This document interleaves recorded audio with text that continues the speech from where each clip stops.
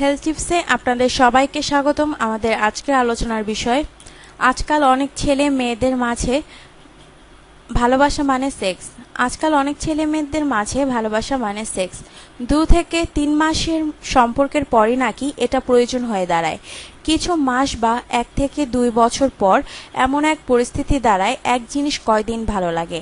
নতুন স্বাদের আশায় ভিন্ন ভিন্ন মানুষ, কিন্তু 99% ক্ষেত্রে এটা সত্য যে কোনো স্বার্থ ছাড়া শারীরিক সম্পর্কের পর কোনো ছেলে ওই মেয়েকে তার ঘরের বউ হিসেবে চায় না।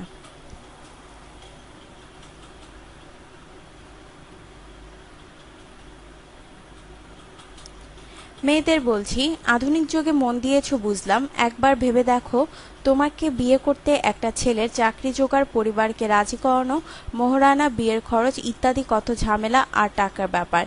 এরপর সে তোমাকে পাবে। এখন তুমি যদি তার আগেই তাকে সব দিয়ে দাও, আর এত ঝামেলা করতে কি আর তার মন চাবে? বিয়ে না করে 2টা মিষ্টি কথায় সব হলে পাগলেও বিয়ে করবে না তোমাকে। নিজেকে সস্তা করো না।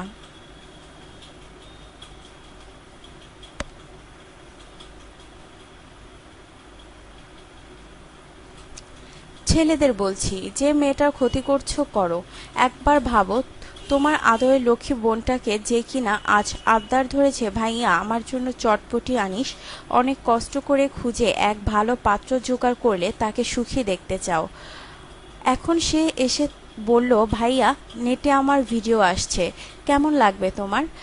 তাই সময় থাকতে সাবধান হও।